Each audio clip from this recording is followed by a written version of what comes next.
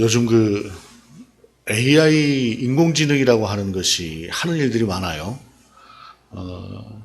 전에 이세돌이라고 하는 사람하고 바둑을 둬서 인공지능 AI 알파고가 이기더니 요즘 들어서는 AI가 이제 발달을 하면서 사람 목소리를 똑같이 흉내내는 게 있더라고요. 어느 가수하고 가수의 소리를 그대로 똑같이 내면서 지금 현직에 있는 가수와 같이 듀엣으로 노래를 하는데 제가 듣기에는 그냥 딱 그 옛날에 그 사람 목소리더라고요. 그러면서 요즘 들어서 이제 나오는 말들이 굳이 뭐 판사가 필요하겠나, 그냥 AI가 그냥 판결을 하면 되지, 뭐 이런 말도 하고, 뭐 의사도 굳이 필요하겠나, 그냥 AI가 그냥 진단을 하면 되지 라고 하는 그런 말들이 나와요. 아무래도 이제 판사들이 좀 잘하고 있으면 그런 얘기가 안 나오고, 또 의사들이 잘하고 있으면 그런 얘기가 안 나오겠지만 뭐 잘못하고 있다는 얘기죠. 그런데 이제 그것만 그런 게 아니라 최근 들어서 나오는 이야기 중에 하나가 그냥 설교도 AI로 하지, 뭐 이런 말들이 나와요.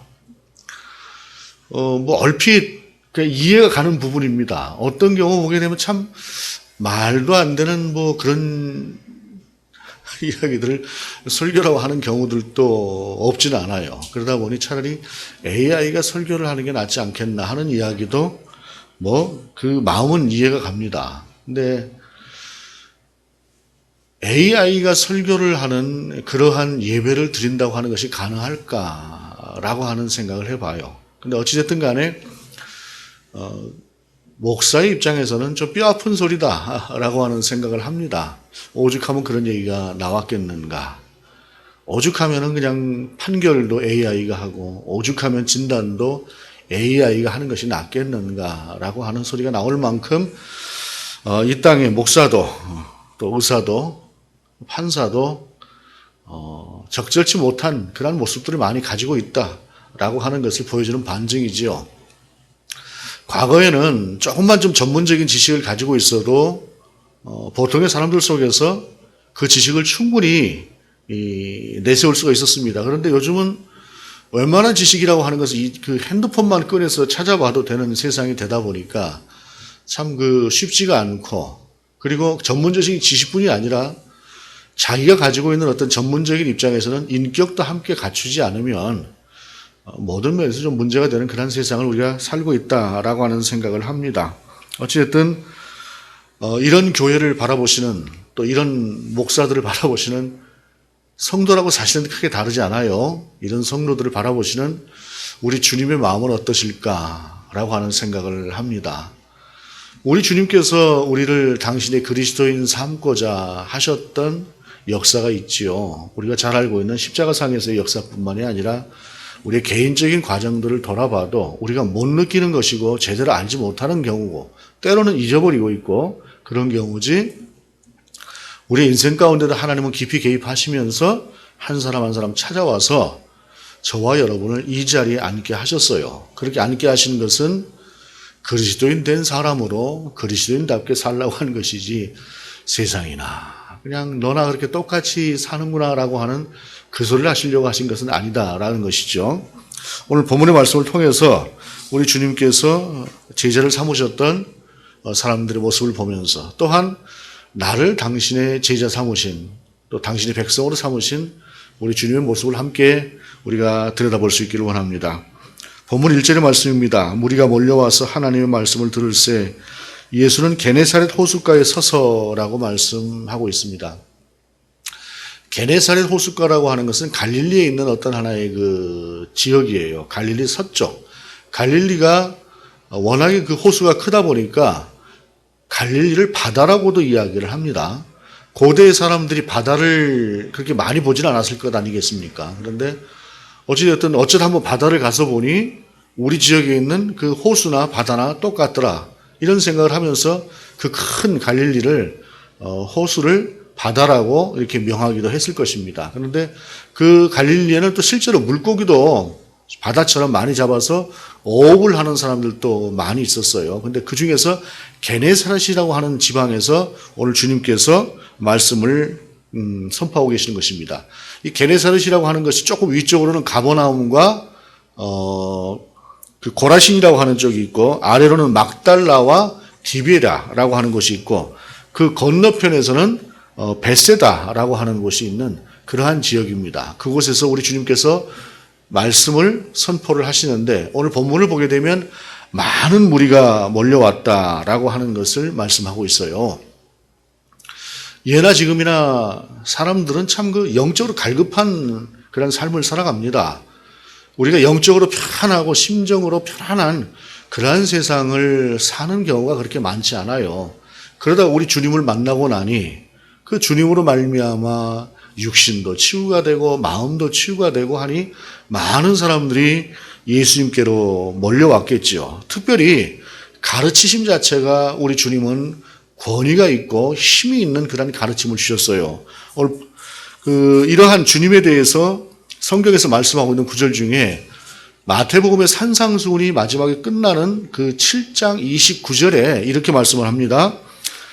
이는 그 가르치시는 것이 권위 있는 자와 같고 그들의 서기관들과 같이 아니하밀러라 라고 하면서 단순하게 예수님을 권위 있는 잘 가르치는 분으로만 이야기하는 것이 아니라 서기관들과 같지 않다라고 하는 그 비유를 하고 있어요. 이것은 뭐냐면 당시의 서기관이나 이런 사람들이 가르치는 것이 예수님과 같지 않았다는 말이기도 하지만 특별히 서기관과 바리새인들의 가르침이라고 하는 것을 예수님의 가르침과 한번 비교를 해보면, 그러니까 예수님의 가르침을 보게 되면 서기관들이 어떻게 가르쳤기에 이런 평가를 하고 있을까라고 하는 걸 생각해 볼 수가 있는데, 먼저 우리 주님께서 가르치시는 가르치심에는 본질이라고 하는 것을 드러나게 하셨어요.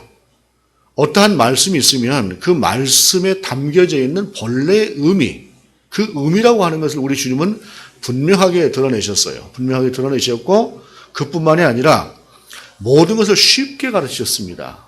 물론 때로는 은유를 사용하셔서 알아듣지 못하게 하셨지만 그러나 적절한 비유들을 통해서 사람들이 쉽게 알아들을 수 있는 언어로 쉽게 말씀을 하셨어요. 이것은 대단히 중요한 일입니다. 우리가 병원 가보면은 뭐라고 이야기를 하는데 못 알아들어요. 잘 의사가 이 얘기를 해주는데 쓰는 걸 보면 더더군다나 뭔지 잘 모르겠고, 그리고 이렇게 설명을 또 잘 해주는 것 같아도 그래도 어떤 경우에는 좀 못 알아듣는 것이 많은데 어떤 경우는 그냥 대략 이렇게 전문적인 용어 쭉쭉 써가면서 이야기를 하면 무슨 말인지 그냥 고개만 끄덕끄덕하고 나와서 처방 좀 받아서 나오는 경우도 있습니다. 법적 용어도 마찬가지죠. 무슨 판결을 하는 것 같은데 뭐라고 판결하는지 잘 알아듣겠는 것은 마지막에 징역 몇 년이나 잘 알아듣지 그 안에 있는 중간에 나오는 말들은 잘 못 알아듣는 경우들이 많은데, 사실 그 말들을 좀 쉽게 하려고 하면 쉽게 할 수가 있을 거예요. 설교도 마찬가지입니다. 신학적인 용어들이나 이런 것들을 사용을 할 때에 여러분이 듣기 좀 편하게 이렇게 말을 쉽게 풀어서 이야기를 하면은 쉽게 알아들을 수 있는데, 그렇지가 않고 어떤 그 전문적인 어떤 용어 같은 것들을 이렇게 마음대로 쓴다고 한다면 여러분이 들어도 대략 그런 것 같은데 라고 하지 제대로 모르는 경우들이 꽤 많이 있을 것이에요. 중요한 것은 우리 주님은 그런 전문적인 용어 써가면서 하시는 것이 아니라 사람들이 가장 쉽게 알아듣기 쉽게, 그리고 이 말씀이라고 하는 것이 사람이 생각이 있다 보니까 무슨 말씀을 들으면은 글쎄 그 말씀은 그런 의미가 아닐 것 같은데 라고 하는 막연한 짐작이 사람이 가능해요. 그런데 그런 말씀을 정확하게 풀어서 이 말씀이 원래 이런 것이었다 라고 풀어주니 얼마나 사람들이 그 말씀이 참 듣기에 시원하고 은혜스러운 그런 말씀이었겠습니까? 거기다 또 우리 주님은 가르치시는 것만 잘 하시는 것이 아니라 때로는 사람을 치유하고 병든 자를 회복시키시는 그러한 역할을 하니 참 많은 사람들이 몰려들었어요. 오늘날도 그러면은 좀 그랬으면 하는 그런 바람들이 사람들 속에 있는 것 같습니다. 그런데 우리가 좀 생각을 해볼 것이 뭐냐면 이렇게 생각을 한번 해보세요. 무엇인가 굉장한 어떤 카리스마를 가지고 어떤 하나의 공동체를 끌어가는 그런 사람들을 가만히 보면 대체로 이단이 많습니다.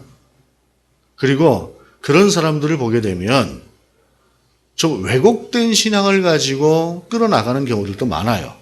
설사 그렇지가 않은 교회들도 보게 되면 너무 사람에 의존한 나머지 그 사람이 계속 목회를 해야 되고 그 사람의 아들이 또 목회를 해야 되고라고 하는 이러한 부정적인 모습들이 드러나는 경우들이 참 많습니다. 중요한 것은 우리 모두가 다 보이지 않는 하나님의 교회 아닙니까?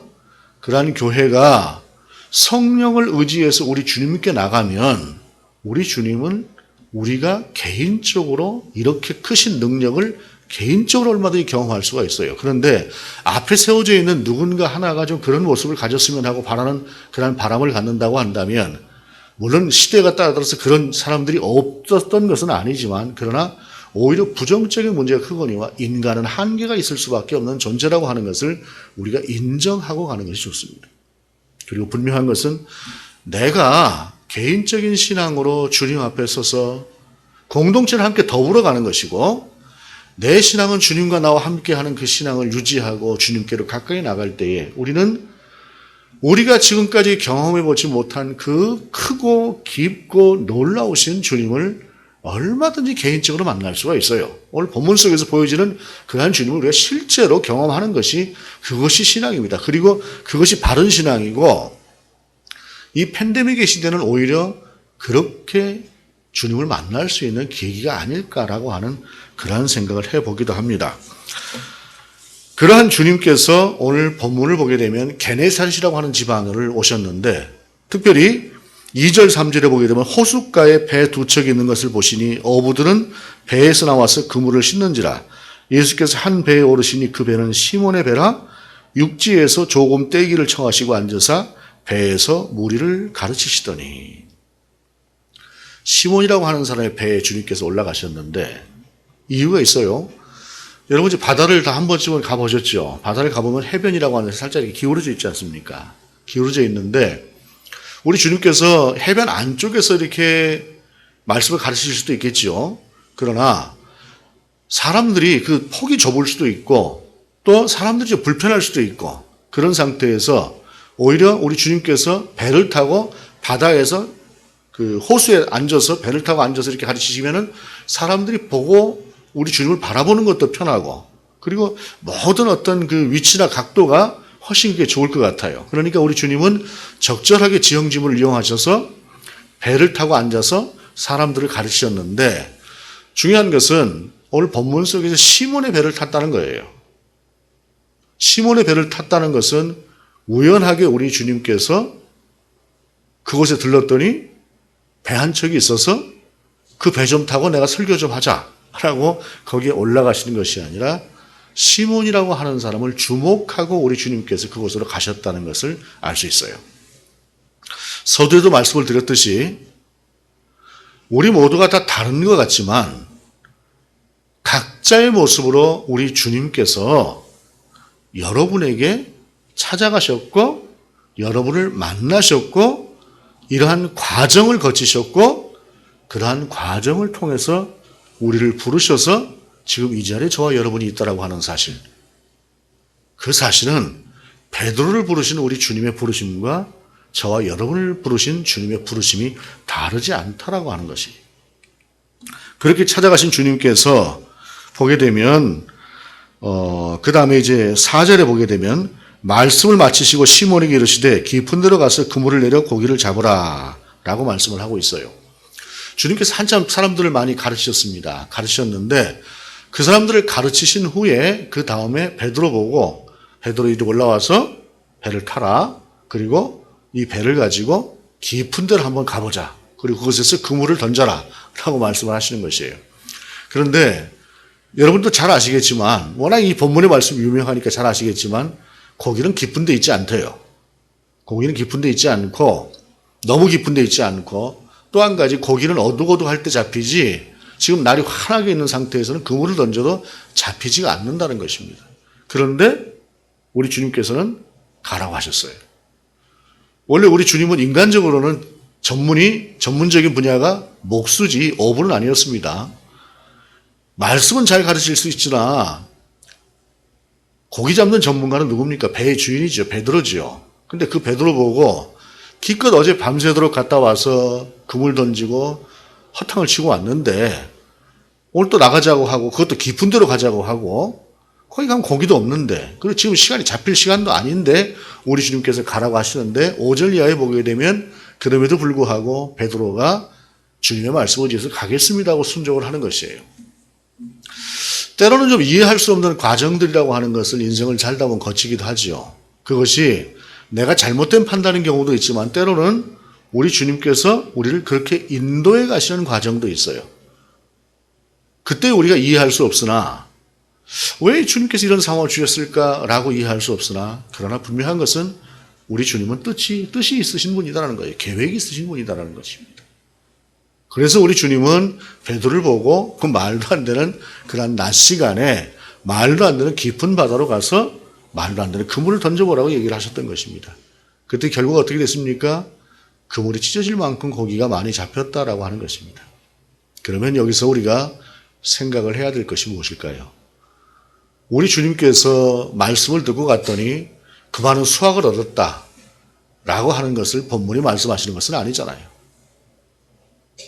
당신이 사람들을 가르치시면서 그 가르치심에 놀랄 만큼 잘 가르치셨던 그 가르침만을 가지셨던 분이 아니라 그 가르침을 주시는 주님이 어떤 분인가라고 하는 것을 우리 주님은 그들 가운데 알게 하시고자 하셨던 것이죠. 본문을 보면 베드로가 놀라서 그 앞에 무릎 아래 엎드렸다라고 말씀을 하고 있어요. 무릎 아래 엎드렸다고 하는 것은 어떤 의미입니까? 이분은 하나님께서 보내신 분이다라고 하는 것을 그가 분명하게 깨닫고 확인했다라고 하는 사실입니다. 다시 말하면은 메시아라고 하는 사실을 베드로가 그 자리에서 확인을 했다라는 것이죠. 가르치시는 그 가르치심을 들을 때에도 저분은 남다르다라고 하는 그런 소리를 듣고 그런 생각을 가지고 주님의 말씀을 들었습니다. 그러한 남다름이 있었기 때문에 그 남다르신 주님을 따라갔고 그 말씀대로 순종을 했던 것입니다. 그랬더니 도저히 자기 자신의 상식으로는 이해할 수 없는 일이 벌어진 것이에요. 내가 전문가라고 생각을 했습니다. 내가 가장 잘 안다고 생각을 했습니다. 그런데 내가 가장 잘 알고 있는 그 부분을 정작 나는 몰랐고 우리 주님은 더 정확하게 알고 계셨다라고 하는 사실을 또한 상황과 눈에 보이는 것이 전부가 아니고 전혀 이루어질 수 없을 것 같은 그러한 상황조차도 우리 주님께서 말씀하신 이루어진다라고 하는 사실을 즉 모든 상황과 역사가 우리 주님의 손에 있다라고 하는 사실을 베드로가 거기서 깨닫게 되면서 그 앞에 무릎을 꿇고 엎드렸다라고 하는 것. 당시 메시아십니다라고 하는 것을 고백하는 그러한 모습을 보였다라고 하는 사실입니다. 그리고 그때에 10절에 보게 되면 세베대의 아들로서 시몬의 동업자인 야고보와 요한도 놀랐습니다. 예수께서 시몬에게 이르시되 무서워하지 말라. 이제 후로는 내가 사람을 취하리라 라고 하면서 베드로를 부릅니다.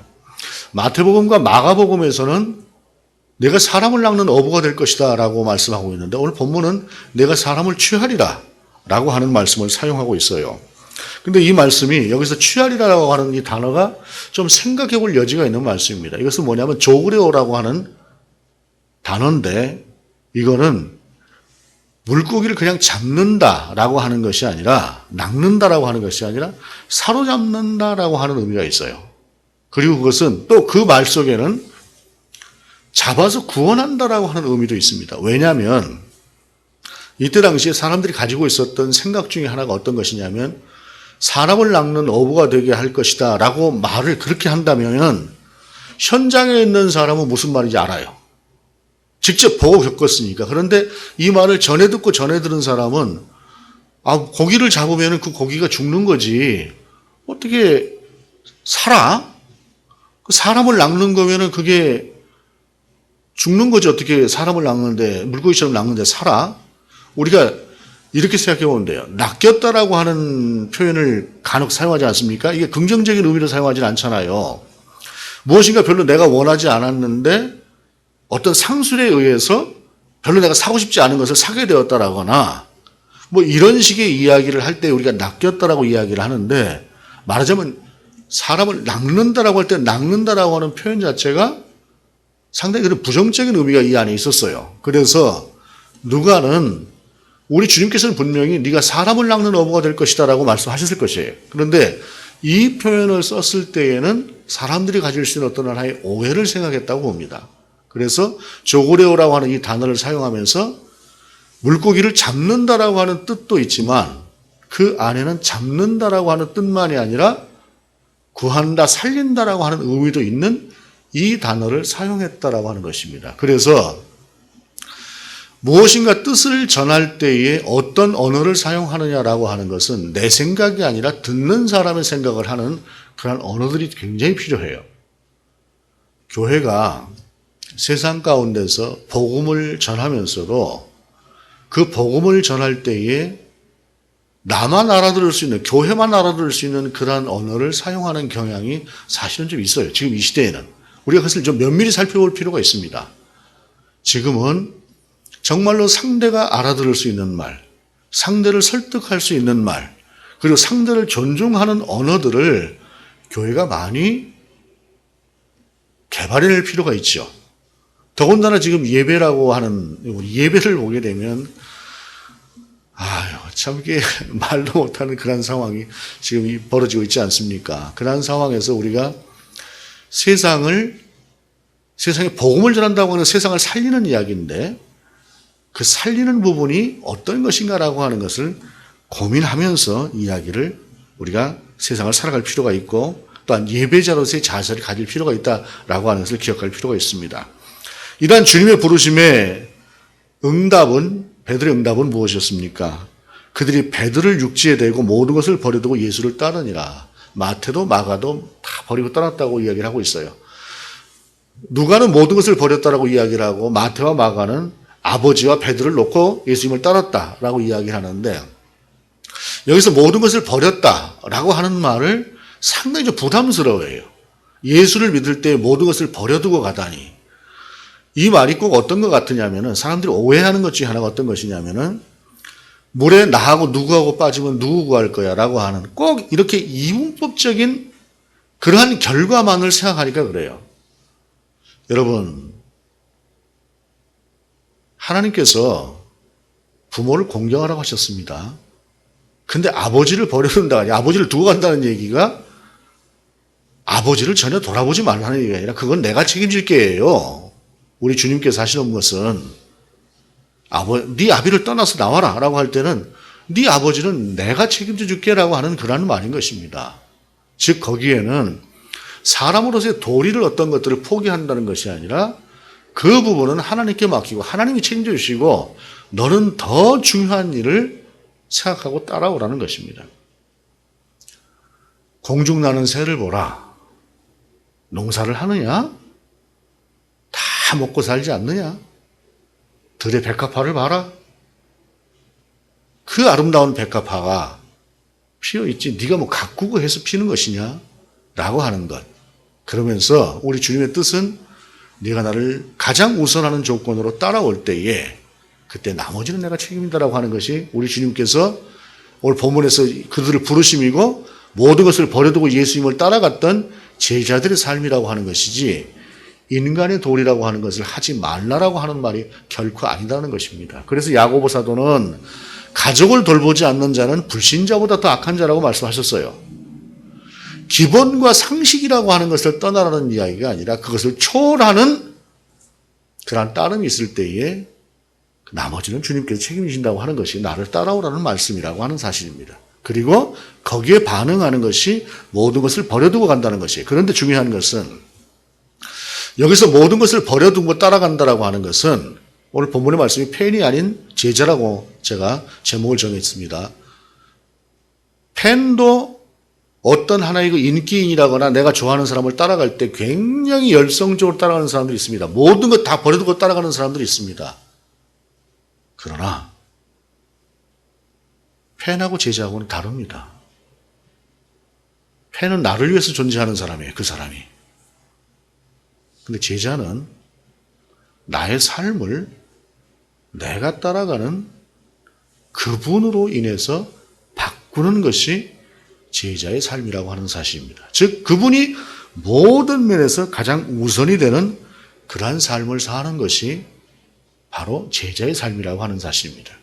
그리고 모든 것을 버려두고 그분을 따른다라고 하는 것은 나머지는 그분이 책임지신다고 하는 것을 내가 분명히 알고 믿고 따라간다는 것입니다. 그것이 바로 제자로서의 삶이죠. 그런데 늘 우리는 불안하지요. 둘 중에 하나를 선택해서 물에 빠지면 둘 중에 하나만 구원해야 될 것 같은 그런 바보 같은 질문은, 바보 같은 생각은 버리는 것입니다. 우리 주님이 그런 주님도 아니시고요. 이렇게 이들이 예수님을 따라갔습니다. 그리고 본문은 베드로뿐만이 아니라 야고보와 요한이라고 하는 사람을 거론하고 있어요. 야고보와 요한이라고 하는 사람은 누굽니까? 12제자를 대표하는 사람입니다. 그럼 오늘 본문에서 제자를 부르셨다라고 하는 이 제자에 부르시면은 12명의 제자를 부르셨다는 의미도 이 안에 포함이 되어 있어요. 근데 이 12이라고 하는 의미가 대단히 중요합니다.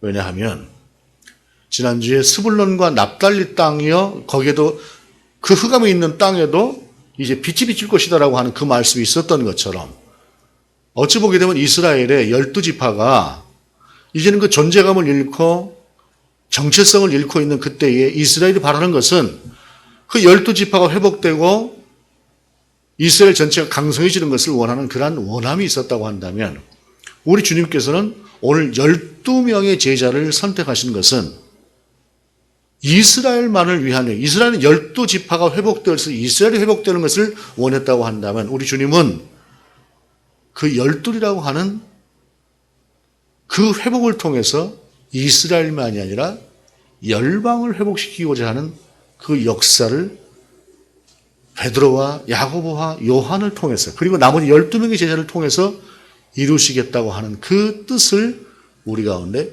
보이신 것이라는 사실입니다. 그리고 그러한 주님의 계획이 그리고 당신의 그 십자가가 지금 이 자리에 있는 저와 여러분이 그리스도인이 될 수 있도록 인도하셨다라고 하는 사실입니다. 며칠 전에 정말로 오래간만에 제가 식당에 갔습니다. 거의 2달 만에 식당에 갔는데 갈까 말까 하다가 그래도 다른 식당 중국집 그냥 갔어요. 중국집에 갔는데 이제 밥 한 그릇을 시켜놓고 둘이 앉아서 이렇게 앉아 있는데 3팀이 있더라고요. 일부러 조금 좀 이른 시간에 갔습니다. 저녁 이른 시간에 갔는데 제가 보는 좌석에서 볼 때 이쪽에도 한 팀이 둘이 앉아 있고 이쪽에도 한 팀이 둘이 앉아 있는데 제가 볼 때 왼쪽에 있는 팀이 상당히 시끄러워요. 또 술도 한잔 하고 하는데 다른 사람들은 근데 조용조용하게 이야기하는데 어떻게 이렇게 시끄러운지 그냥 나갈까 하는 생각이 들 정도로 시끄럽더라고요. 그런데 그렇게 식사를 하는 중에 승려들 몇 사람이 들어왔습니다. 승려들 몇 사람이 들어와서는 예약을 해놓은 룸으로 들어가더라고요. 중국집에서 음식을 먹는데 뭐 탕수육을 먹어도 그렇고 뭐 다른 음식을 먹어도 그렇고 어찌됐든 우리가 볼 때 그냥 생각할 때에 승려들이 이렇게 먹는 음식은 아니니까 자기들도 편하게 먹고 싶었겠죠. 룸으로 딱 들어가는 걸 보더니 그 시끄러웠던 그 친구가 대뜸 욕을 해요. 대뜸 욕을 하더니 저것들 고기 쳐먹고 술 쳐먹으려고 저러 들어간다고 그렇게 이야기를 하는 겁니다. 네? 그걸 들으면서 가만히 생각을 해봤어요. 뭐 자기가 10원 한 장 보태줄 것도 아니고 오히려 참 민폐를 끼치고 있는 것은 들어가는 승려가 아니라 당신 같은데 라고 하는 그런 생각을 했습니다. 근데 여러분 앞뒤 안 가리고 그렇게 교회도 욕을 듣는 세상입니다. 교회도 얘기가 나오면은 그냥 무조건 그렇게 이야기를 하고 도매금으로 이렇게 넘어가는 그런 세상인데 근데 지금은 우리가 그렇게 욕을 먹어야 되는 시기 같습니다. 대부분 잘하고 있고 일부가 좀 이상하게 좀 하고 있기는 하지만 그 사람들이 어찌됐든 간에 우리 공동체 아닙니까? 예수 그리스도의 우리 안에 가족들이죠. 참 답답한 가족입니다.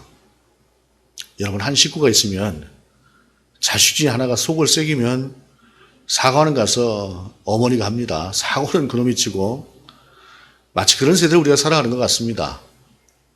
그런데 왜 그럴까요? 왜 그럴까요? 왜 그렇게 욕을 듣게 될까요? 그것은 이미 우리가 빚이기 때문에 그렇습니다. 그리고 우리가 이미 공인이기 때문에 그렇습니다. 그냥 나라고 하는 개인은 사적인 인간입니다. 그러나 거기에 그리스도인이라고 하는 이름이 들어가는 순간에, 교회라고 하는 그러한 이름이 들어가는 순간에 이미 우리는 공인이 됩니다. 그렇기 때문에 함께 싸잡아져서 그렇게 욕을 들을 수도 있는 존재다라고 하는 사실입니다. 우리는 분명히 최선을 다해서 이 시대를 살아가야 될 것입니다.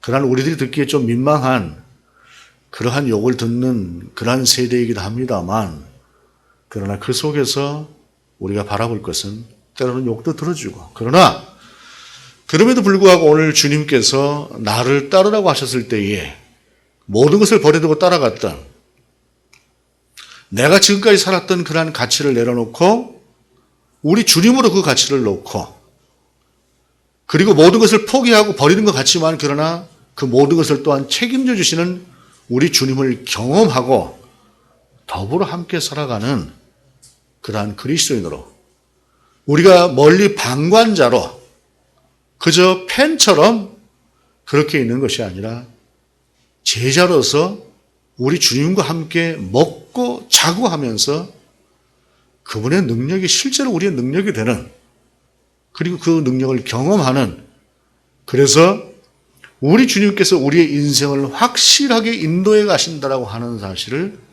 우리가 날마다 경험하고 우리 입술로 고백할 수 있는 그러한 제자로서의 삶이 저와 여러분의 삶이 될 수 있기를 원합니다.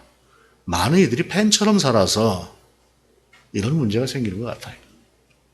그러나 우리가 제자가 될 때에 우리 주님께서 우리를 특별하게 다루시고 특별하게 인도하시며 당신의 뜻을 우리를 통해서 이루시기를 원하시는 그 주님의 뜻을 또한 우리가 이루어드릴 수 있는 그러한 제자로의 삶을 살 수 있을 것입니다. 그 은혜가, 그 가까우심이 저와 여러분 가운데 함께 할 수 있기를 주님의 이름으로 기원합니다. 기도하시겠습니다. 주님, 우리가 주님을 따라가는 것이 제자의 삶이게 하시옵소서. 오직 주님의 생각으로, 주님의 뜻으로 순종하며 나아갈 수 있도록 인도하시옵소서. 주 예수 그리스도의 이름으로 기도드립니다. 아멘.